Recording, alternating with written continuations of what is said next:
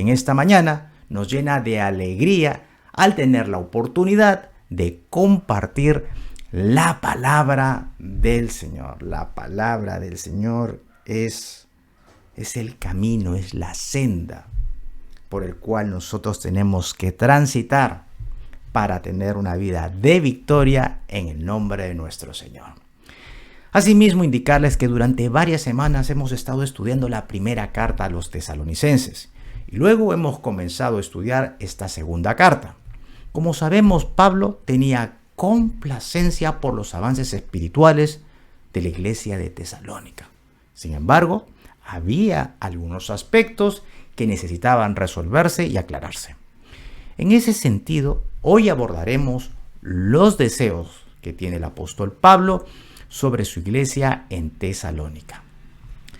Y para ello podremos ver los deseos y pedidos que realiza un pastor a su iglesia, a fin de que estos pedidos tengan una respuesta en cada uno de los creyentes. Además, los deseos de Pablo son inspirados por el mismo Dios a través de su Santo Espíritu. Por lo tanto, podemos concluir que estos pedidos son hechos por el mismo Señor. ¿Hacia quién? Hacia la iglesia de Tesalónica, y por supuesto hoy vamos a aprender de eso. Asimismo, indicarles que vivimos en un mundo acelerado, donde el factor constante es el cambio. Sin embargo, Dios y su palabra, mis queridos amigos, no cambia. Han pasado aproximadamente más de 2000 años desde que esta carta fue escrita. Sin embargo, la aplicación del mensaje y la enseñanza de Pablo sigue estando vigente en nuestros tiempos. Por lo tanto, esta carta merece nuestro estudio. En ese sentido, quiero invitarlos a que tengan a la mano su cuaderno de notas, su lapicero, su bolígrafo y su Biblia, por supuesto, recursos necesarios para un estudio a profundidad. Vayamos entonces a la segunda carta a los tesalonicenses y ubiquémonos en el capítulo 3 y vamos a leer desde el versículo 1 y nos vamos a extender hasta el versículo 5. Por mi parte estaré leyendo la versión Reina Valera del 60, pero si tú, mi querido amigo o amiga, tienes otra versión de la Biblia, no hay ningún problema. Queremos invitarte a que nos acompañes con la lectura. Segunda de Tesalonicenses, capítulo 3, versículos del 1 al 5, en la versión Reina Valera del 60. Dice así el versículo 1. Por lo demás, hermanos, orad por nosotros, para que la palabra del Señor corra y sea glorificada, así como lo fue entre vosotros. Versículo 2. Y para que seamos librados de hombres perversos y malos, porque no es de todos la fe, pero fiel es el Señor, que os afirmará y guardará del mal. 4. Y tenemos confianza respecto a vosotros en el Señor, en que hacéis y haréis lo que os hemos mandado, y el Señor encamine vuestros corazones al amor de Dios y a la paciencia de Cristo. Entonces, habiendo dado esta pequeña introducción y habiendo leído nuestro pasaje de estudio, el título de este mensaje es Los deseos de Pablo para su iglesia de Tesalónica. Para esos estudiosos que toman nota, que revisan sus apuntes, indicarles que el mensaje del día de hoy tiene por título Los deseos de Pablo para su iglesia de Tesalónica. Dicho esto, entonces, vayamos al primer punto del mensaje, deseos de oración. Y eso lo encontramos en los versículos 1 y 2. Me voy a dar la licencia de leerlo nuevamente. Dice así la palabra del Señor. Por lo demás, hermanos, orad por nosotros. Y lo invito a agarrar su lápiz de color o su resaltador y subraye la palabra orad por nosotros, para que la palabra del Señor corra y sea glorificada, así como lo fue entre vosotros, y para que seamos librados de hombres perversos y malos, porque no es de todos la fe. Pablo inicia este pasaje de estudio con el conector por lo demás, a fin de unir el tramo anterior que hablaba sobre los escogidos de Dios y este nuevo tema. Asimismo, para comprender lo que viene en adelante, es importante tener presente que Pablo era un hebreo de hebreos, es decir, su origen era 100% de la raza judía. Además, sus padres habían sido escrupulosos cumpliendo la Torá en la vida de Pablo, ya que fue circuncidado al 8º día.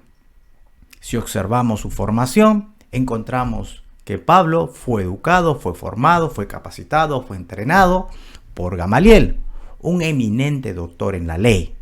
Y por si fuera poco, respecto a la interpretación de la ley, fue fariseo, mi querido Pablo, el apóstol Pablo. Además, mis queridos amigos, podríamos enumerar otros logros y progresos, como por ejemplo, que ha sido un misionero extraordinario y un hombre que tuvo la relación directa, la revelación directa del mismo Señor Jesucristo. En ese sentido, de la pluma de Pablo se escribieron la gran mayoría de cartas del Nuevo Testamento. Como vemos, este hombre, Pablo, fue un hombre excepcional. Sin embargo, a pesar de todos los logros, méritos y títulos, reconocía su necesidad de una oración intercesora por su vida. Es decir, él manifestaba su dependencia de Dios y una profunda humildad delante de la iglesia. Pero un detalle interesante lo encontramos en el tiempo del verbo orar. Vamos a ver en qué tiempo está escrito. Es un detalle interesante. El tiempo no se encuentra ni en futuro ni en pasado, sino en presente, lo cual señala que Pablo pide oración para que los tesalonicenses oren siempre por él. Amados hermanos, la oración es un recurso poderosísimo puesta en nuestras manos. Nuestro Dios nos ha dado esa arma, ese recurso poderoso a cada uno de los miembros de la iglesia. A través de este medio, a través de la oración, podemos clamar, rogar, pedir, suplicar por la vida de nuestros hermanos y hermanas en Cristo. En ese sentido, quiero recordarles lo que dijo Santiago en el capítulo 5, versículo 16, que nos habla casualmente de la oración. Para este caso voy a tomarme la licencia de leer la versión Nueva Traducción Viviente, NTV, para una mejor comprensión del pasaje. Entonces leamos Santiago capítulo 5, versículo 16. Dice así la palabra: confiésense los pecados los unos a los otros y oren los unos por los otros para que sean sanados. Mire, qué tremendo. Y oren los unos por los otros para que sean sanados. ¿Qué tal poder tiene la palabra? La oración, perdón. La oración ferviente de una persona justa tiene mucho poder y da resultados maravillosos. ¡Qué tremendo! Del mismo modo, nosotros debemos orar siempre por nuestros pastores. Y si se pregunta en este instante, ¿por qué de motivos? ¿Por qué razón debo orar? ¿Cuáles son motivos?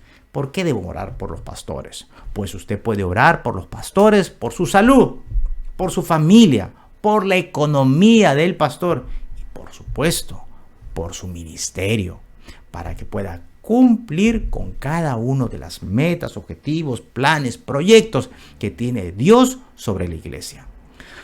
A veces pensamos que el siervo o la sierva de Dios tiene una conexión con Cristo mayor que cualquiera y por lo tanto no necesita de la oración o ayuda. Mis queridos hermanos y hermanas, los pastores somos seres humanos como cualquier otra persona que tenemos luchas y desafíos y que necesitamos de esa oración de la iglesia. ¿Para qué? Para cumplir los propósitos que Dios ha puesto sobre su amada iglesia. En otras palabras, somos de carne y hueso como cualquiera, que siempre necesitan de una oración de un justo, como cada uno de ustedes. Entonces, para que esta enseñanza bíblica se aplique inmediatamente, quiero invitarlo a que escriba ahora mismo en los comentarios lo siguiente. Quiero invitarlo a que pueda usted cumplir lo que hace un instante estamos aprendiendo. Y comprométase con el Señor, más que con los pastores.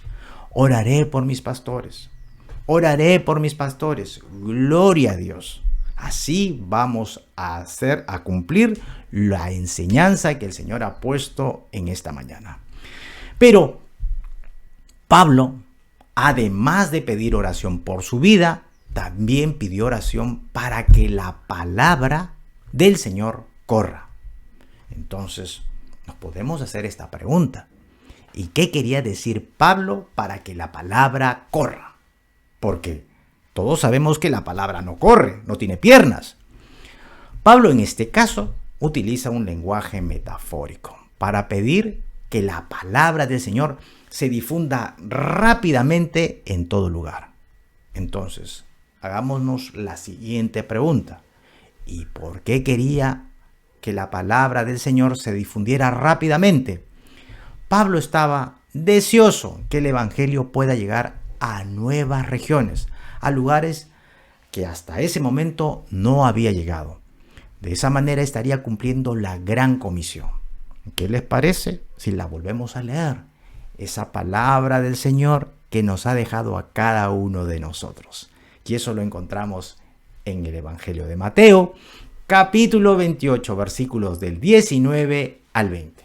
Vayamos entonces, Mateo capítulo 28, versículos 19 al 20, y voy a estar leyendo la versión Reina Valera del 60. Dice así, versículo 19. Por tanto, id y haced discípulos a todas las naciones, bautizándolos en el nombre del Padre y del Hijo y del Espíritu Santo, enseñándoles que guarden todas las cosas que os he mandado. Y aquí me encanta este pasaje, donde hay una promesa del Señor. Y he aquí, yo estoy con vosotros, dice el Señor Jesucristo. Y he aquí, yo estoy con vosotros todos los días, no algunos, no solo los lunes, los martes, los miércoles, no, dice aquí, y he aquí, yo estoy con vosotros, he aquí, yo estoy con vosotros todos los días, hasta el fin del mundo. Amén. ¡Qué tremendo! Eso es una confianza, es una promesa del mismo Señor Jesucristo. Nunca nos va a abandonar. ¡Qué tremendo! Pues ahora mismo podemos poner en práctica este mandato. Si hasta ahora usted no ha compartido en su muro con sus familiares y amigos esta transmisión en vivo, lo invito a que pueda hacerlo. De esa manera, entonces estaremos llevando el Evangelio a todas las naciones del mundo hispanohablante.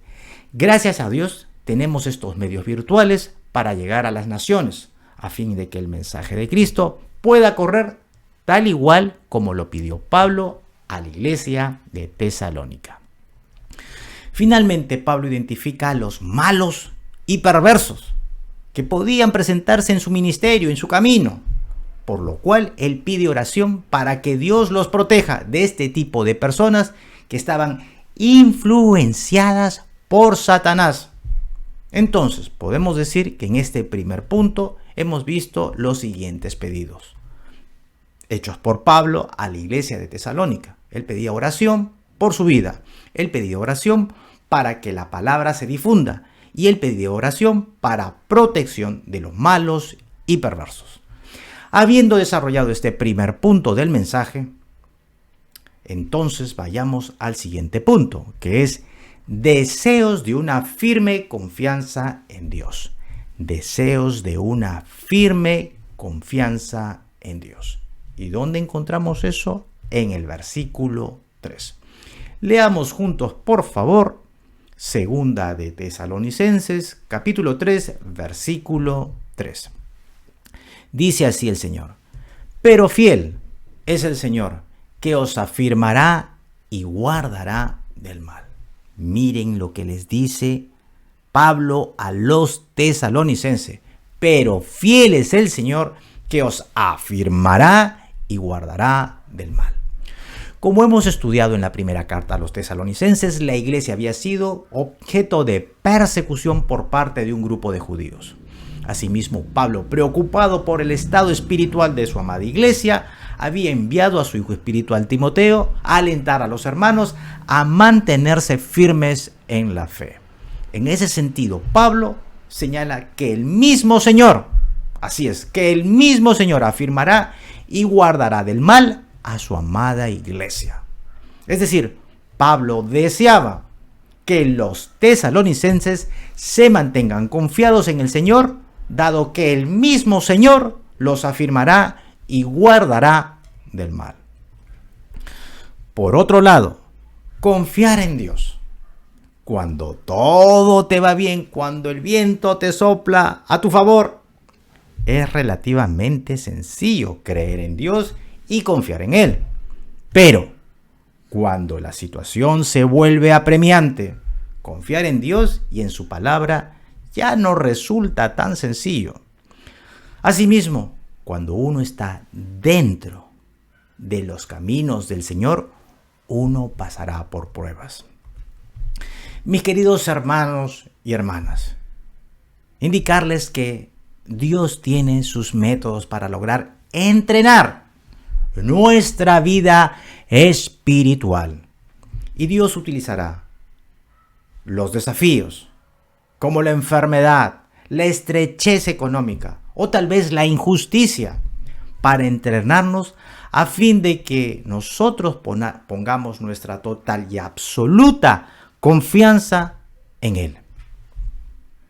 En ese sentido, les recuerdo lo que dijo Job después de haber sufrido todas esas calamidades que ustedes saben. Él dijo lo siguiente: desnudo salí del vientre de mi madre, y desnudo volveré allá. Jehová dio y Jehová quitó. Sea el nombre de Jehová bendito.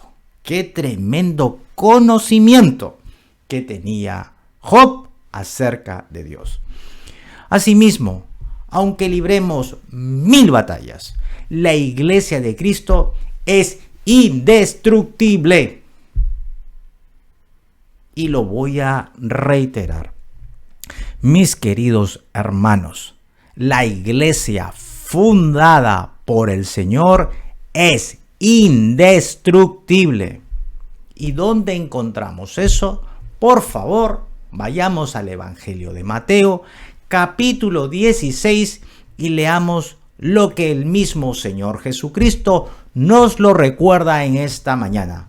Mateo, capítulo 16, y ubiquemos el versículo 18. Versículo 18 del capítulo 16 del Evangelio de Mateo. Y yo también te digo que tú eres Pedro, y sobre esta roca edificaré mi iglesia. Y subraye, por favor, lo que viene en adelante. Y las puertas del Hades no prevalecerán contra ella. Y las puertas del Hades no prevalecerán contra ella. Mis queridos hermanos y hermanas, el origen de la iglesia no es el resultado de una planificación humana, sino que su origen es divino, ya que Dios así lo ha establecido. Y por lo tanto, es el Espíritu de Dios el que se manifiesta dentro de la iglesia. En ese sentido, Cristo señala con total y absoluta contundencia que el reino de la muerte, el Hades, no prevalecerá contra ella. Del mismo modo, Pablo desea que los tesalonicenses permanezcan en una firme confianza en el Señor, porque Él los afirmará y guardará del mal. Asimismo, Dios guardará y protegerá a su amada iglesia siempre. Así es, mi querido hermano. Dios nos protegerá y nos guardará siempre. Habiendo abordado de que Dios desea que permanezcamos firmes en Él, vayamos entonces al tercer punto del mensaje. Deseos de obediencia a Dios. Punto número 3, deseos de obediencia a Dios. Y eso lo encontramos en el versículo 4 de nuestro pasaje de estudio. Vayamos entonces a segunda de Tesalonicenses, capítulo 3, versículo 4. Dice así la palabra del Señor. Y tenemos confianza respecto a vosotros en el Señor, en que hacéis y haréis lo que os hemos mandado. En que hacéis y haréis lo que os hemos mandado. Quiero invitarle a que agarre su resaltador y pueda subrayar la palabra confianza. Lo invito entonces, como les he dicho, a subrayar esta palabra que es sumamente interesante y que nos ayudará a comprender este pasaje bíblico. Además, para entenderlo un poquito mejor, me parece prudente recordar la opinión que tenía Pablo acerca casualmente de los tesalonicenses. Y esto lo encontramos en Primera de Tesalonicenses, capítulo 1, versículos del 6 al 8. Entonces, para comprender, vamos a ver qué opinión, qué comentario tenía Pablo acerca de su amada iglesia, acerca de cada uno de sus hijos espirituales en Tesalónica. Y eso lo encontramos en Primera de Tesalonicenses, capítulo 1, versículos del 6 al 8. Voy a estar leyendo la versión Nueva Traducción Viviente. Dice el versículo 6. Así que recibieron el mensaje con alegría del Espíritu Santo, a pesar del gran sufrimiento que les trajo. De este modo nos imitaron a nosotros y también al Señor. Fíjense cómo hablaba Pablo de Tesalónica. 7.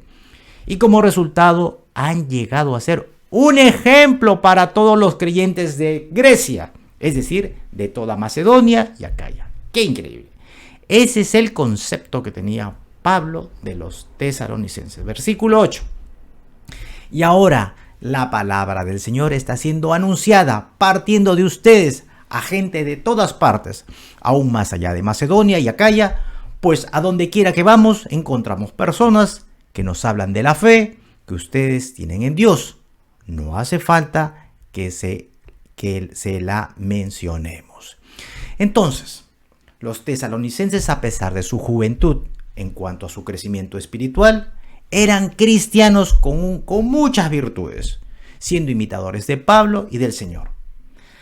A pesar de los padecimientos y maltratos que fueron objeto a causa de seguir las pisadas de nuestro Señor Jesucristo. Y no solo eso, sino que el mismo Pablo señala que los tesalonicenses anunciaban el evangelio dentro y fuera de la región. Entonces, ¿se acuerdan que les dije que subrayen la palabra confianza? Pues esa confianza que tenía Pablo estaba sustentada, por supuesto, en las múltiples señales y evidencias que los tesalonicenses habían demostrado en sus vidas cristianas. O sea, ellos habían sido obedientes, habían sido imitadores de Pablo y del Señor y habían difundido la palabra del Señor a pesar de sus sufrimientos.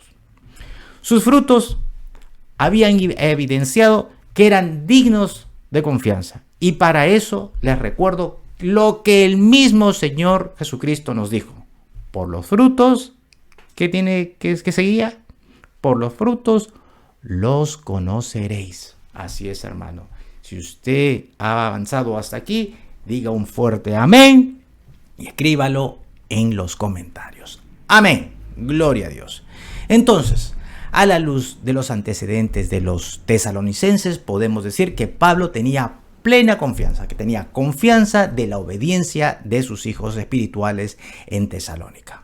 Pero tomémonos un momento para meditar el tiempo del verbo hacer en este pasaje.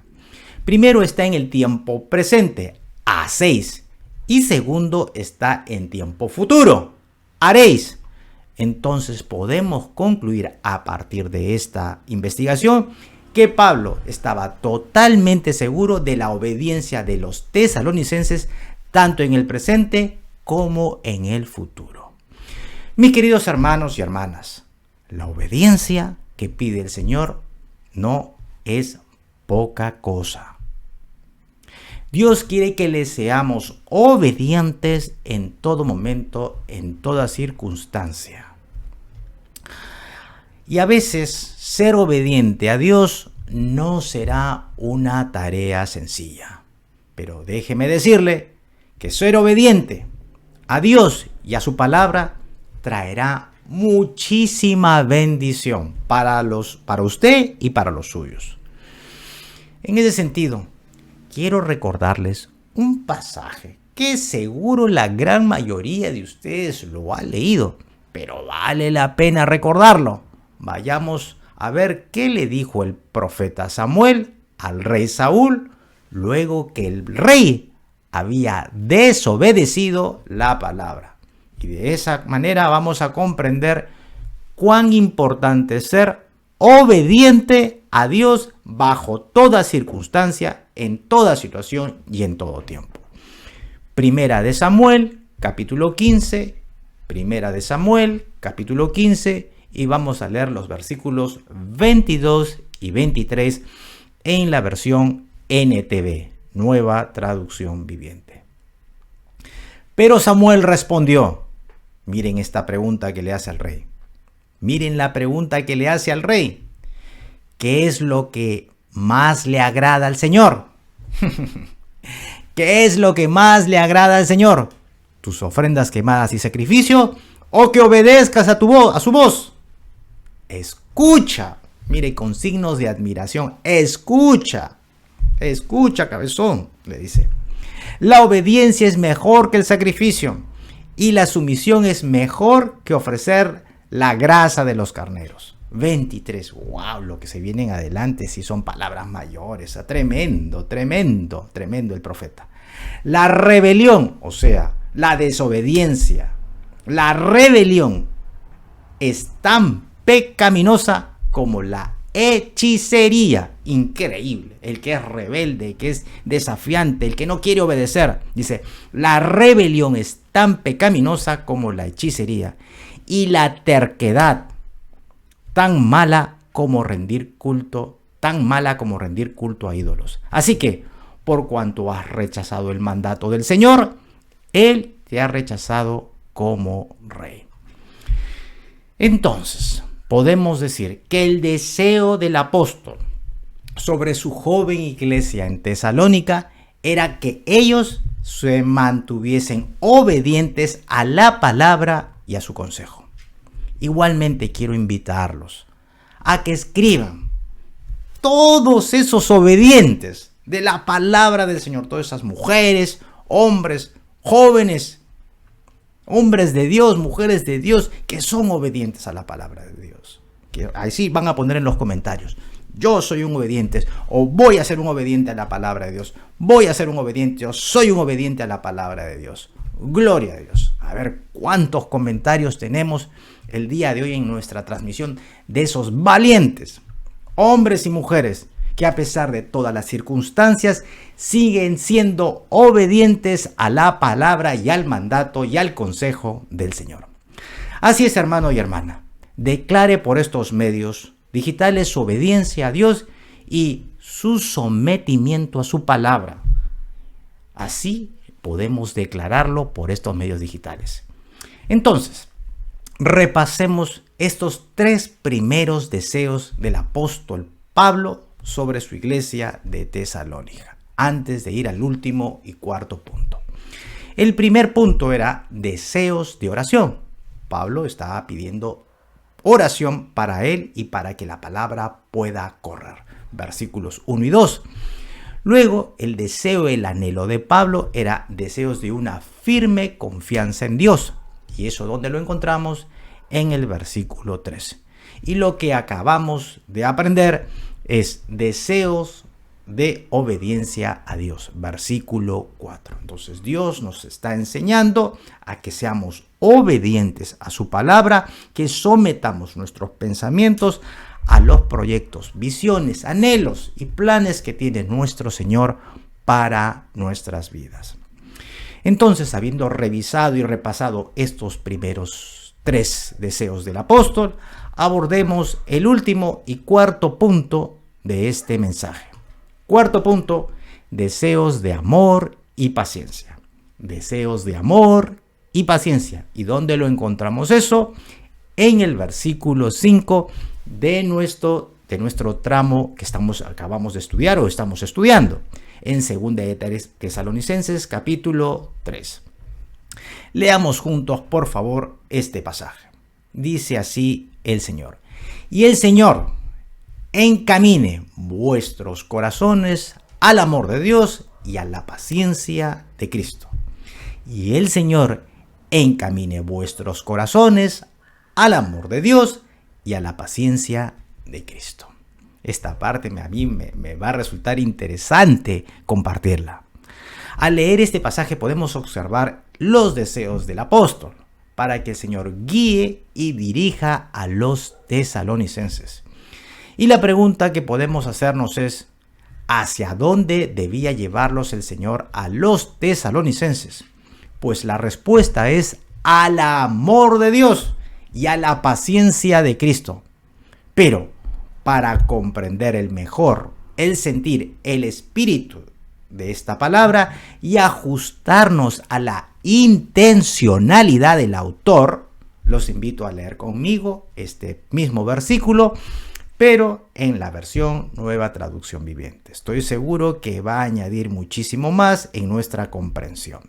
Dice 2 de Tesalonicenses capítulo 3, versículo 5, en la Nueva Traducción Viviente. Que el Señor les guíe el corazón a un entendimiento total. Fíjense, qué pedido. Que el Señor les guíe el corazón a un entendimiento total y a una expresión plena del amor de Dios y a la perseverancia con paciencia. Subraya esa palabra. Perseverancia con paciencia. Perseverancia con paciencia que proviene de Cristo. Con esta versión podemos comprender mejor el deseo de Pablo, que es del mismo Señor, que guíe el corazón de los tesalonicenses a una comprensión total y plena del amor de Dios. Pero el reto que nos encontramos en este momento al leer este pasaje es cómo definir el amor de Dios. Y eso no es una tarea fácil ni sencilla, ni podemos resolverla tan rápido. Sin embargo, podemos decir que hay un ejemplo clarísimo sobre el amor de Dios, cómo Dios nos profesa su amor. Y la expresión máxima de ese amor la encontramos, por supuesto, ¿en dónde? En la cruz del Calvario. Así es. En efecto, amén. El Señor Jesucristo dijo lo siguiente sobre el amor de Dios. Y esto lo vamos a repetir juntos, ustedes y yo. Ustedes están en su hogar y yo estoy aquí haciendo esta transmisión en vivo. Y quiero que juntos repitamos este pasaje bíblico que todos ustedes seguro ya lo tienen en mente. Porque de tal manera amó Dios al mundo que ha dado a su Hijo unigénito para que todo aquel que en él cree no se pierda, mas tenga vida eterna.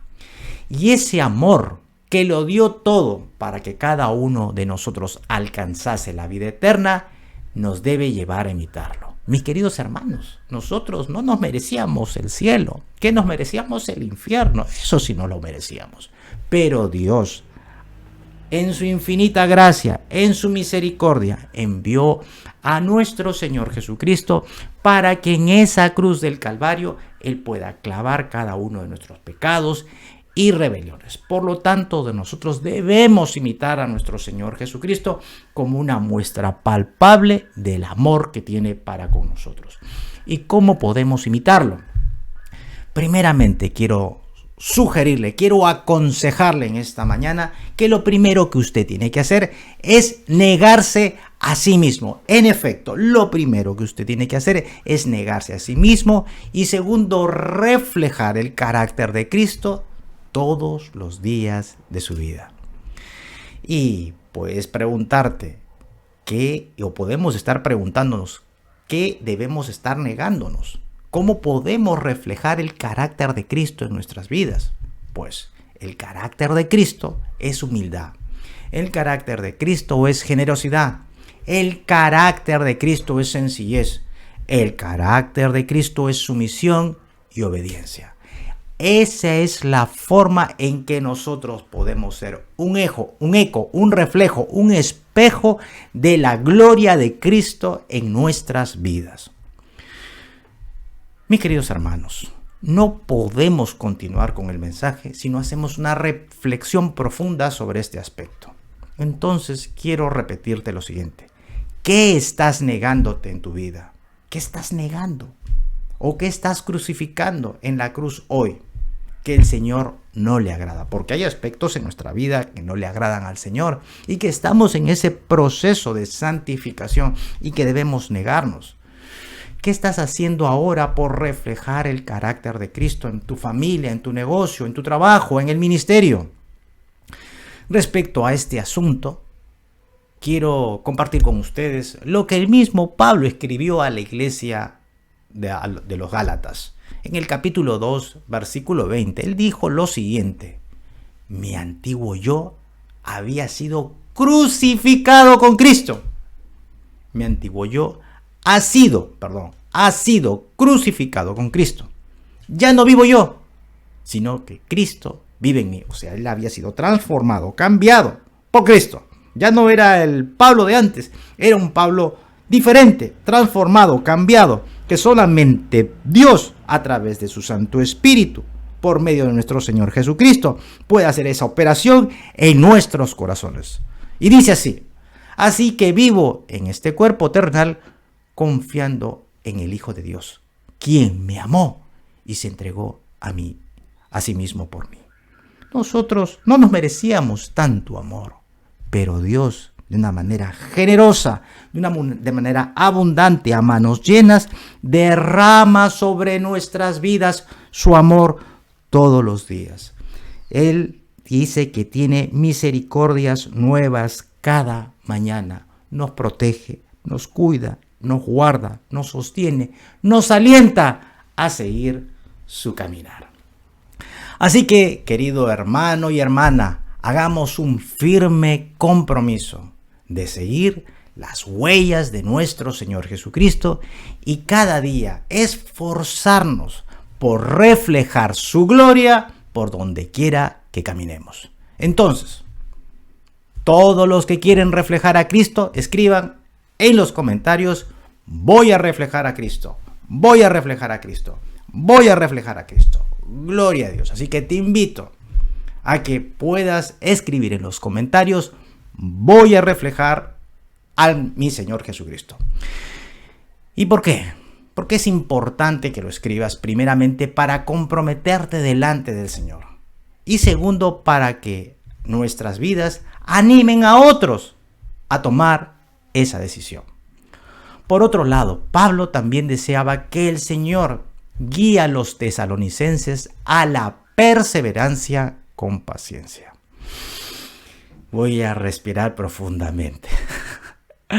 Para esta última parte del mensaje, quiero confesarles mi corazón. He tenido el temor, les confieso. El temor de pedir paciencia en mis oraciones, lo reconozco. ¿Y saben por qué?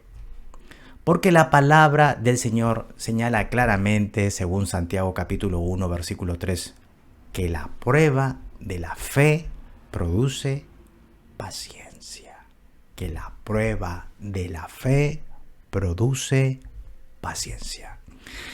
Y la verdad, no creo ser el único que no le agradan las pruebas. Mi carne me dice lo siguiente cuando escucho pruebas: que una prueba es un momento de dificultad y desafío. Pero dentro de la malla curricular, dentro del plan de estudios, dentro del plan de asignaturas que tiene Dios para cada uno de nosotros, un curso, perseverar con paciencia, es uno de los cursos necesarios para nuestra vida espiritual. Es un curso ineludible.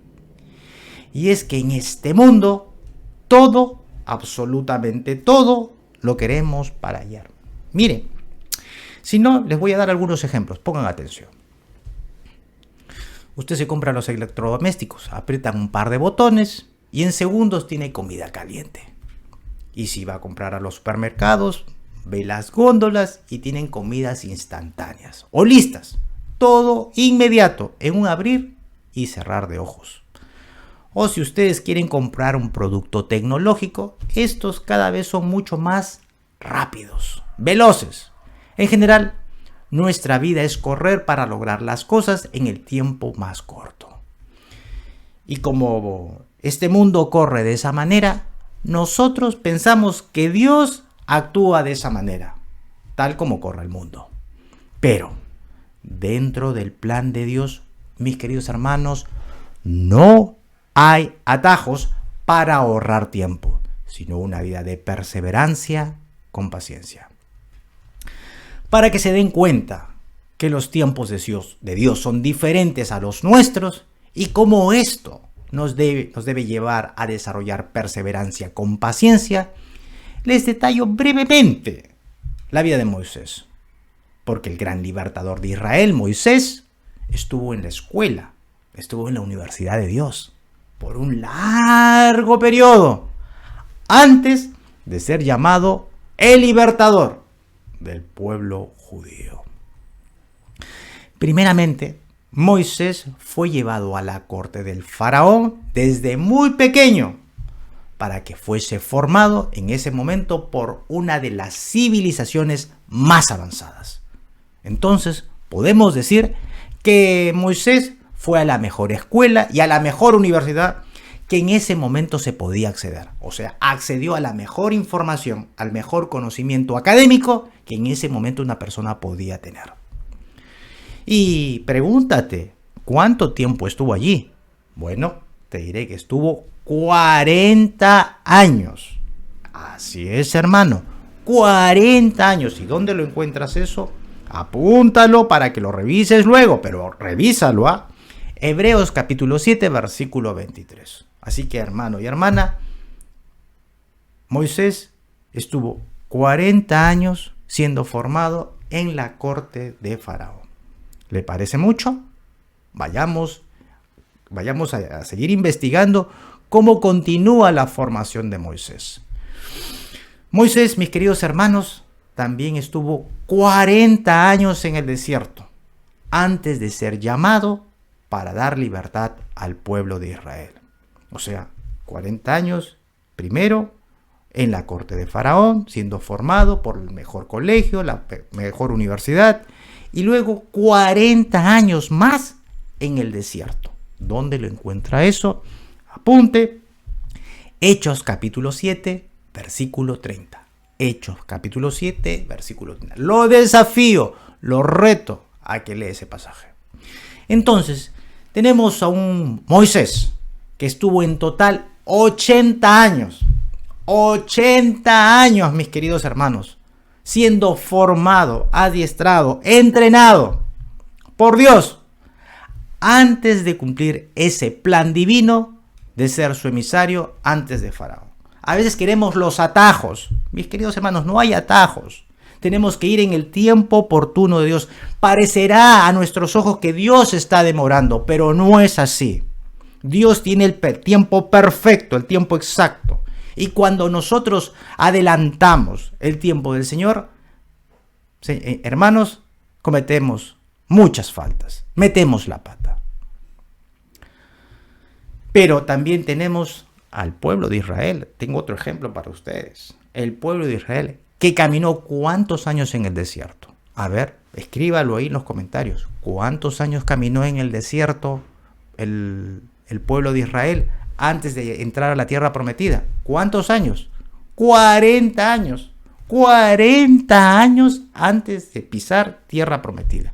¿Se pueden imaginar eso? 40 años.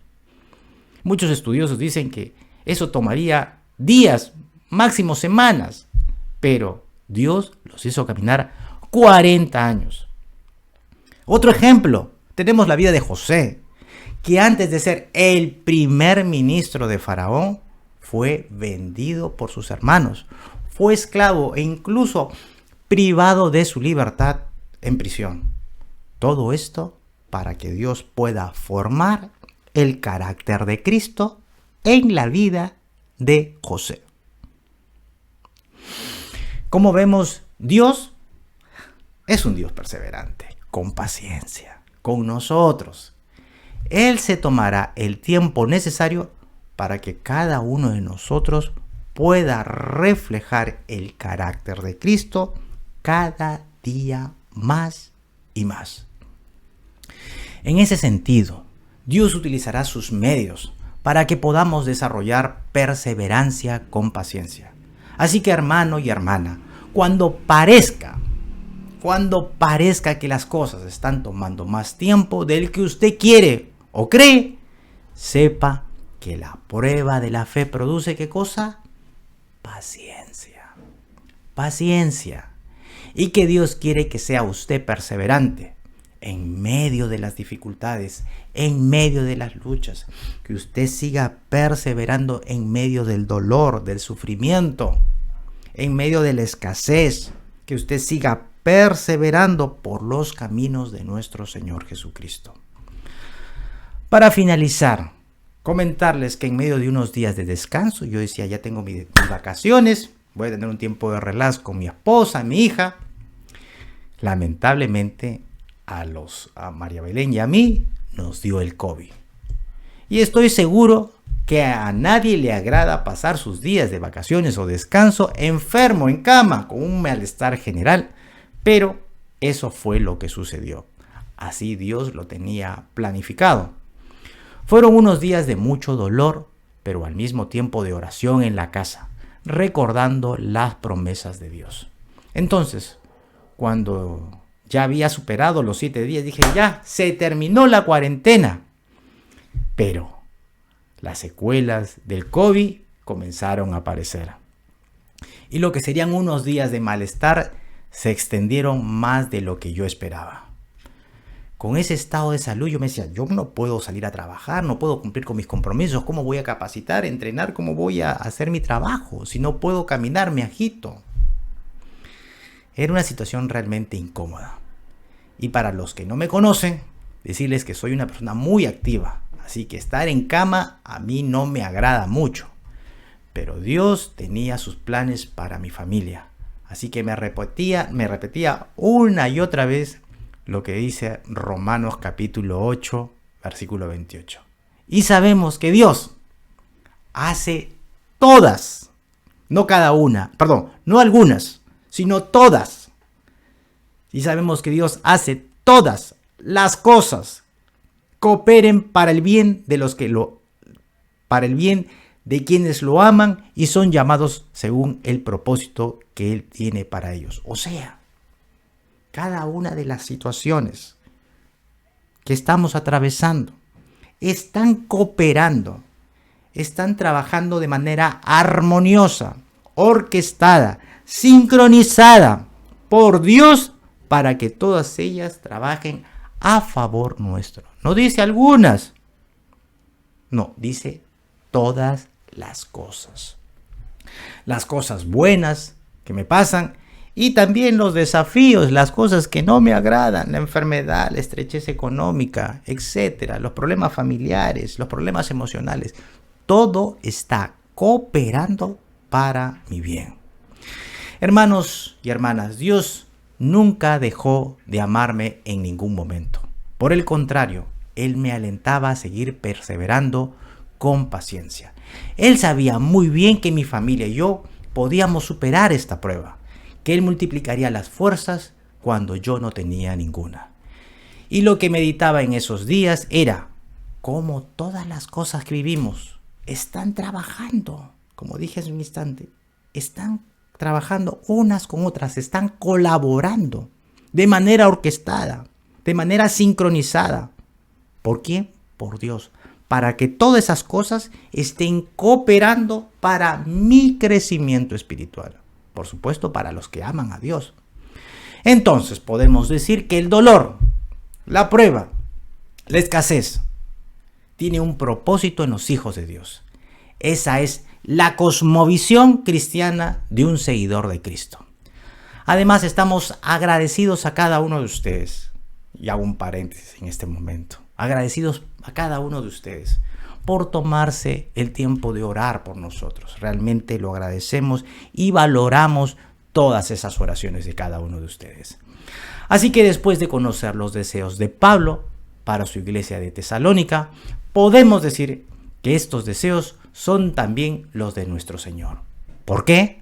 Porque el Señor quiere que nosotros tengamos comunión con Él a través de ¿qué? De la oración. Porque el Señor quiere que nos mantengamos firmes y confiados en Dios. Porque el Señor desea que seamos obedientes siempre, bajo toda circunstancia. Porque el Señor desea que tengamos un conocimiento profundo de su amor y que seamos perseverantes con paciencia.